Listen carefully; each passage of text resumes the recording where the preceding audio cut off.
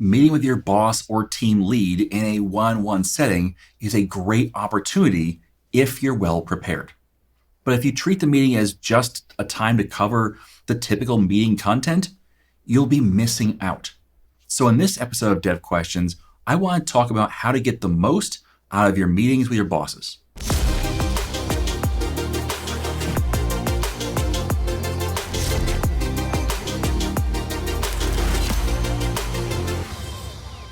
Software development is more than just writing code. So let's talk about the rest of it. Specifically, let's talk about how to get the most out of your meetings with your boss. Let's look beyond the normal conversation you have with your boss or team lead in these types of meetings. Instead, let's focus on the ways to get the most out of these meetings. So put aside that you're going to do the normal stuff. Let's talk about what more you should do or what more to think about. Number one, I want you to reference your work towards your annual goals. So you're going to be saying, hey, this is what I'm doing towards that goal that we set together in our last annual review. Hopefully, you and your boss did set up some goals for you about what you're going to do. Now, if you didn't, maybe set some up for yourself and tell your boss, listen, this is what I'm working towards. What does this do? Well, your boss might not realize what you're doing when you're not in their office. This is very common for everybody. It's like the world pauses when you're not around. So when you are working towards your goal and your boss doesn't see it, it's almost as if it's not happening. So what you want to do is make sure your boss sees that you are making progress. And the way to do that is to talk to them about the progress you're making every month or so. So you make sure you continue to bring it up in different ways. Maybe it's just a casual, hey, I learned something new as I'm working towards becoming a better SQL developer. Or, hey, I have cut down my bugs per month this month from 25 to 15. So I'm making progress towards that goal of 0 bugs a month. Whatever the goal may be, just talk about it briefly. Say, this is what I'm doing. If you're learning a new thing, tell them something you learned and how you tested it out. Make sure that you show that you're making progress. That way, when it comes time for your annual review, your boss doesn't have to go, what was their goal, the thing they're working towards? And then have to figure out, did they make any progress towards that? Instead, they'll know, oh, that was their goal. And yes, I remember them making progress towards it. It also helps them realize that you are working to improve yourself. And by doing that, they will have a better, more positive outlook towards you. All right, so that's number one. Number two can go hand in hand with this depending on what your goals are, but talk about something you learned recently. Point out something new that you've learned, maybe in the system you work on. Maybe it's, hey, I figured out how to be a little bit more efficient with our ticketing system. Hey, I figured out this new technique for filtering which things apply and then ordering them by priority, so I make sure I work on the right priorities at the right time.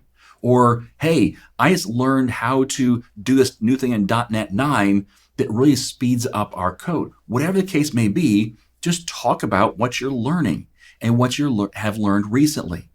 What that does is, first of all, it's going to encourage you to be learning and growing, but it also, again, puts in your boss's mind, this is a person who is looking to grow in the role.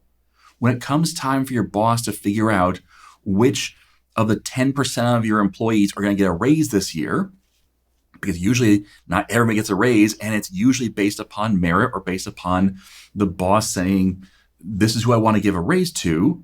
When that happens, your boss is going to remember you were making progress. It puts you near the front of their mind where they go, you know what? I want to reward them because I want to see more of that. They're growing. I know they're growing and changing. What they were a year ago is not who they are now. They're better. So I want to reward that. Now, it's not a guaranteed raise. It's not a guarantee that your boss is going to love it, but it's going to increase those chances. And you want to make sure that you're increasing your chances wherever possible for better thought by your boss, better reviews on the annual review, better potential for a raise. These are all things you want to work towards. This also helps your boss think more positively about you so that when you mess up, and we all mess up, then it's more of a, I know you were trying, it happens, we'll get through it, rather than a, oh no, you're a screw up again. So it can make a big difference in how you're treated at work, how you integrate with the rest of the team, how you are perceived as an employee. Number 3, bring a suggestion for how to reduce work. Bosses want to get more work done because their bosses want them to get more work done. So if you can bring a suggestion for how to reduce work, that's huge. Now, here was one of the things that I always worked on my employees wherever I had employees. And whenever I was an employee, I worked on doing. And that is, don't come with problems without solutions. Okay. So if I were to say, you know what, the server room is on fire. Okay. Let's do something about that. Right. And of course that's a big example, but those kind of things where you come in and say, yeah, there's another problem for you to deal with. Go ahead and deal with that, boss. Now what you're doing is just dumping more work on your boss's desk. But if instead you say, hey, you know what? I noticed that we do these things in the ticketing system, and if we made these changes, it would allow us to be more efficient in how we do things. It'd probably save us, 3 to 5 hours a week. Okay, bring a suggestion and even be prepared to implement that. Don't bring more work to your boss, bring a way to reduce work. Number 4, ask for what you could do better. This is a terrifying one, and it's one that people try to avoid doing because they don't want to know they're not doing the best possible. But the reality is, just because you don't ask doesn't mean people aren't thinking it.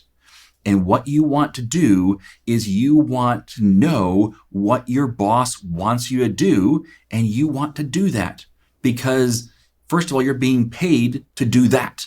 You're not being paid to just come in and do work. You're being paid to do what your boss wants you to do. So you want to figure out, am I doing that? And how can I do that better? But also the annual review process, which I'm not a huge fan of. I think there's better ways of doing that. I do it differently in my company, but most companies have an annual review process. And I can tell you from an employer's standpoint what typically happens. At that annual review, when you're getting ready for the annual review of an employee, you think back and think over what did they do good and what could they do better.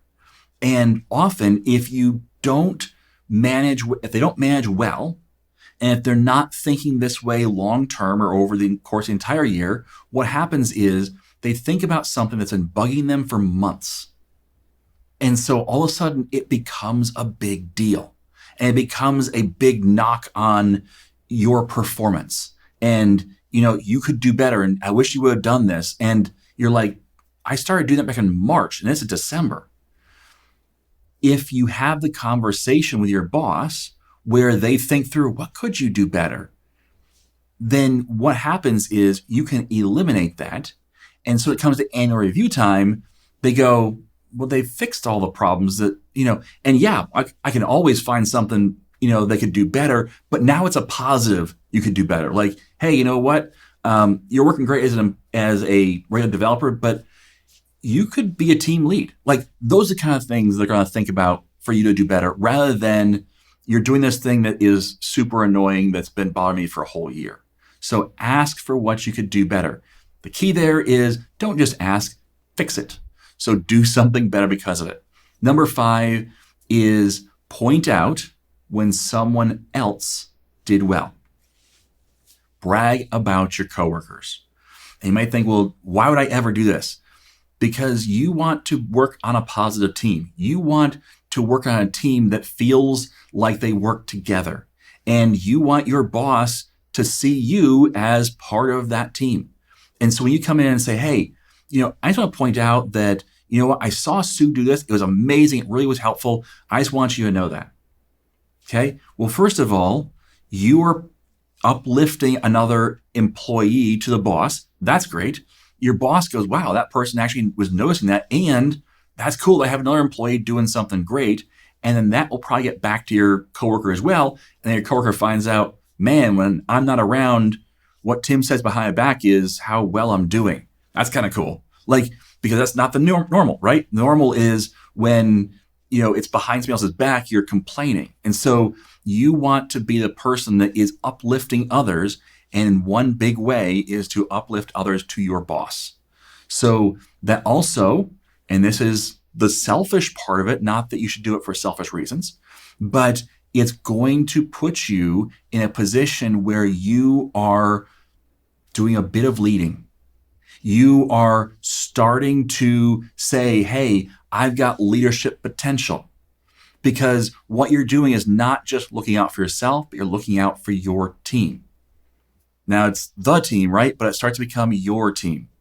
And that can move you towards being the team leader, something that everyone else looks up to because they realize that you're looking out for their best interest. That's what you want in a leader. So these are all things that can be selfish if you want them to be. They can also be something that can be selfless. You're helping the company or you're helping your team. But really what it comes down to is they're in the middle somewhere where, you're finding the win-win, where you're finding the way for you to win, but also for your boss to win, for your team to win, for the whole company to win based upon how you act. So by doing this, you're helping yourself, but you're also helping others. That's the best way to win in business. Having a one-on-one conversation with your boss is an opportunity. If you take advantage of it, you can move your career forward faster and create a better working environment. That win-win. So thanks for listening. As always, I am Tim Corey.